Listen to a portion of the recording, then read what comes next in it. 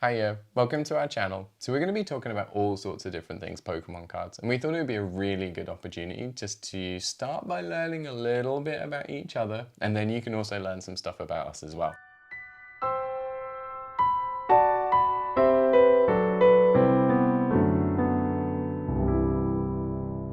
So, although we've kind of came up with 5 questions to ask each other, we haven't kind of pre-rehearsed the answers. So this is going to be kind of interesting because I don't really know what Luz is going to say, and I don't think you know what I'm going to say either, which could be really interesting.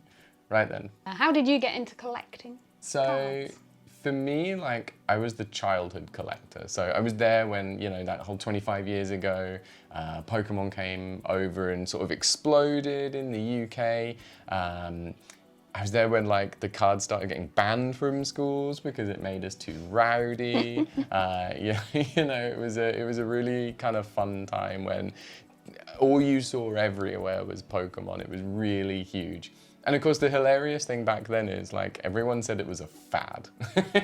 And here we are, right, with thousands of Pokemon and, you know, serious collections and mega money being spent on, yeah, what was put down to being a fad. But I was that childhood collector, and then I had like a huge break, and I didn't start sort of really seriously collecting until 2016, and that's when I started to actually buy, in fact actually what some of my favourite cards that I own right now I actually managed to buy back then.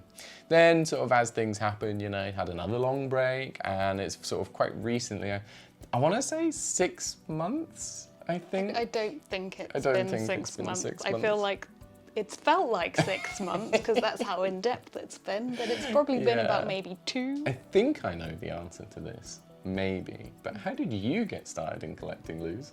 Well, I'm a newbie. Someone bought me a little A5 folder set or starter set of Jigglypuff's cards. Who was that? That was you. Because, yeah. That is my start. Like, I've always been sort of in and around people who are obsessed with like Pokemon and Pokemon card collecting, but like I was never one for getting into the trend. Yeah. But now I'm kind of looking at them with sort of a different like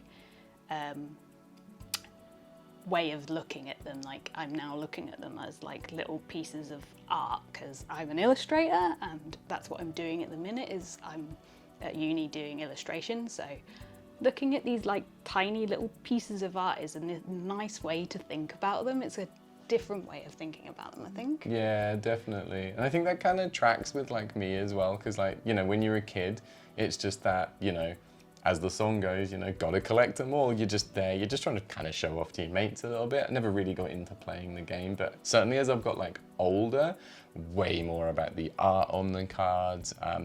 I do have that kind of like slightly addictive personality where I've still kind of got to like collect them all, but it's very specific things, and for nice adult, I like to think grown-up reasons, like, oh, look at the artwork on these cards. But no, that's really cool, and it's really exciting to do this together. Yeah. Like, I'm really excited about that as well. So, it's definitely like ignited my passion again. Yeah, it's nice to learn about it and learn for myself about it as well. And yeah, it's like definitely. Being a newbie and having you sort of a bit more adept and been there. Been around the block a couple of times, but there's a lot more block now than when I, there's so many generations, and you know, I'm still learning, and we're both going to learn together and kind of bring you along for the journey, which we think is going to be kind of fun. So this is more sort of like our blog style, and this is kind of how we're going to go.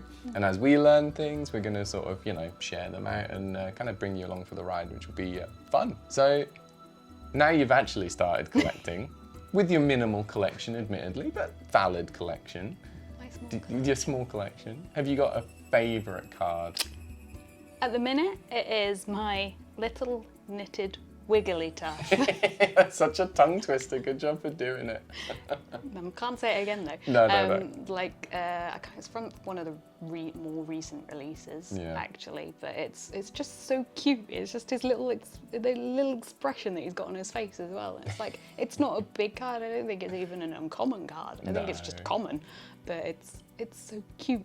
Yeah, and there's quite a few of those as well, isn't Oh there? yeah, there is of those ones, but like I think that's my favourite card at the minute because it's only just come through the post as well. Oh, that's amazing. I love that when you get that new card drop and you're opening up that package. Yeah, that's the one. What about you? For me, From your vast expanse of cards you have. yeah, see, I always struggle with these questions, like I really do. And like, I know for a fact, like I love Team Rocket cards. Like the Team Rocket set, the original Wizards of the Coast set, hands down my favorite set. But when it comes to actually like pinning down a card, I find it really difficult because I like some cards because they're silly, like some of the Imakuni cards, like Imakuni Lose, like the promo card. Just every time I look at that card, it makes me smile. But then there are cards that are a bit more serious, like I love the Team Rocket Hollow Blastoise from that set. And that's for a slightly different reason, because I remember buying a Team Rocket booster, getting it home and opening it and pulling that card. And every time I look at the card, unfortunately it's not the one that I've got now, but because, you know, things happen when you've been collecting cards for quite some time. And you were a child. And I was a child, yeah. You look back at some of the cards, like I know that I've ruined or lost, and like you look at the value of them now and you just wince. You're just like, I had that's one. the worst. Yeah, you're like, I had one of those like Charizard base set Shadowlesses, and you're like, oh, where did that go? Who's got that now? Anyway. It's my turn, isn't Yeah. it? I wondered why you were looking at me. I was like, la la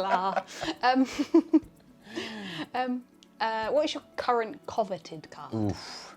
Again, I'm going to talk a lot about the Team Rocket set at the minute because I'm desperately trying to finish my first edition set. So I'm trying to do a master collection for Team Rocket, and I keep expanding my own definition of what a master set is.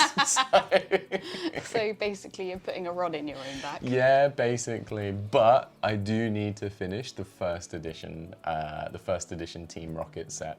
And for that, I really am absolutely lusting after the first edition Dark Raichu.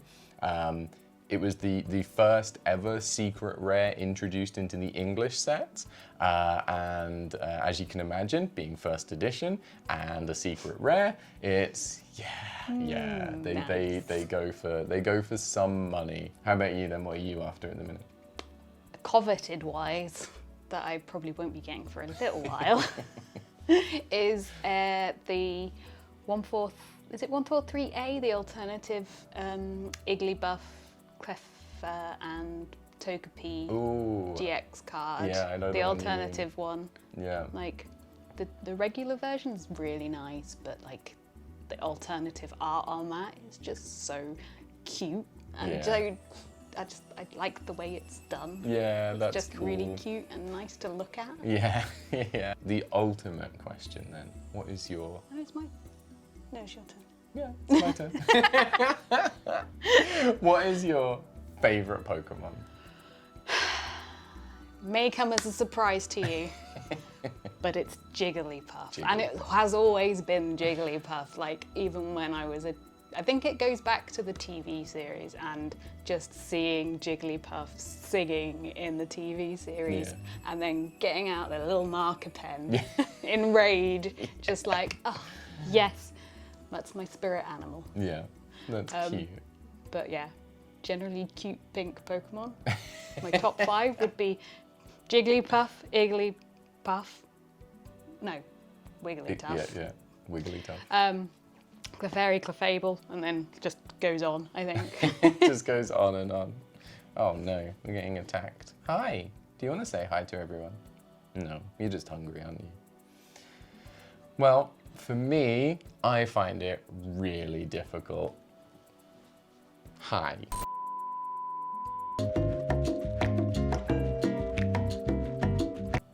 Now then, what's your favourite Pokemon? See, this question, oof, I've been... Overthinking? Oh yeah, just a little bit. So I find it really difficult. It's like imagine you had like loads of children and you're asked to like pick your favorite one. Right? It's like I like them all for different reasons. Same with my cards. Like, you know, different cards kind of elicit different things in me, and the same thing with Pokemon. Like I really like them for different reasons. But I think there is one very in particular Pokemon.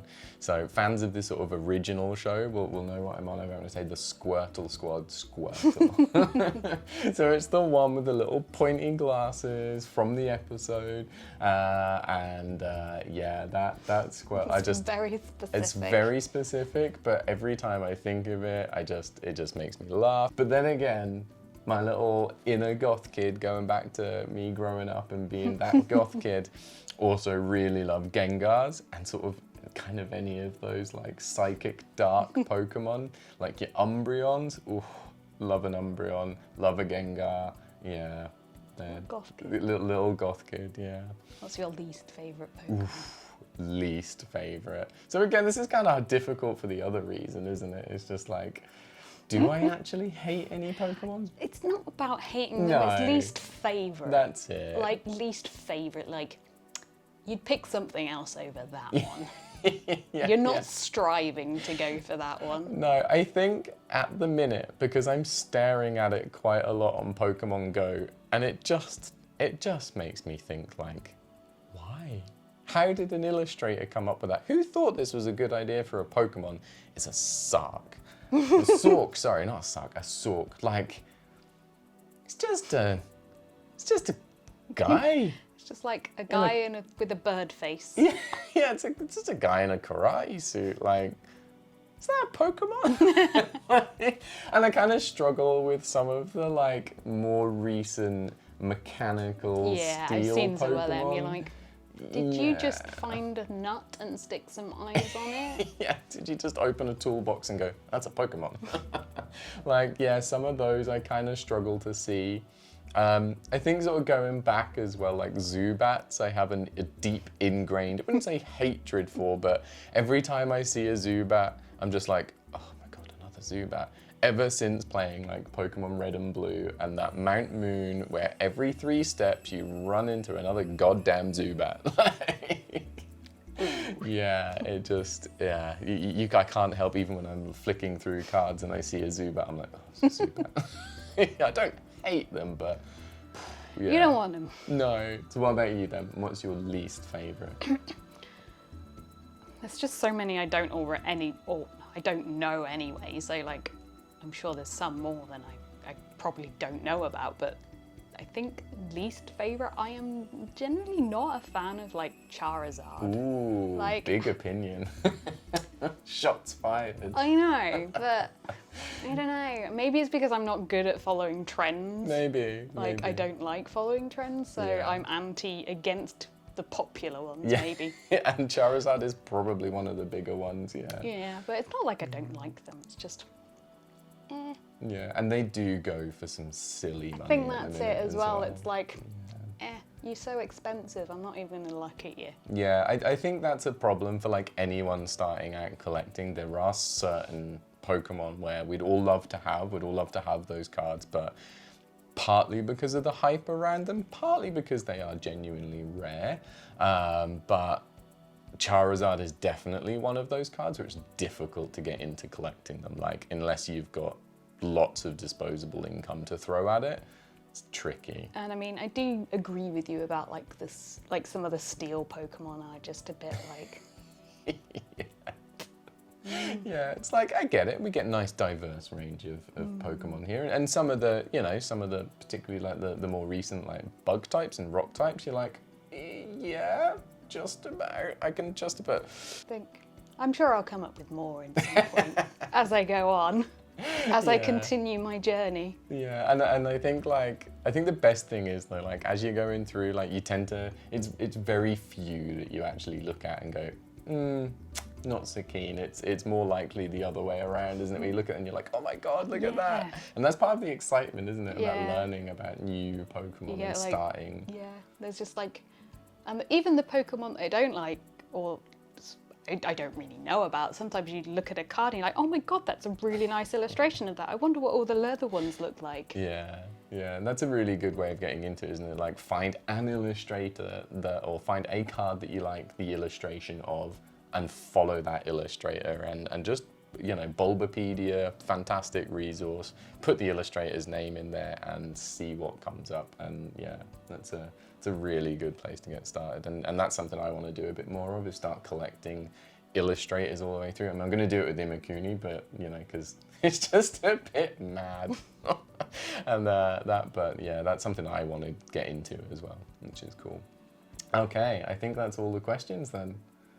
Yes. Excellent. I can see from the list there is no more. Yeah, the list that's totally not just pinned underneath the camera. Because we won't remember them. Yeah. So we hope you enjoyed the first video. There's going to be lots more. We're going to have some videos coming out very soon about where to get started collecting in 2022 and some more just general tips and advice on where to go. So, you know, like and subscribe really helps us out if you do that. And we look forward to talking to you again. Yes. Goodbye. Bye.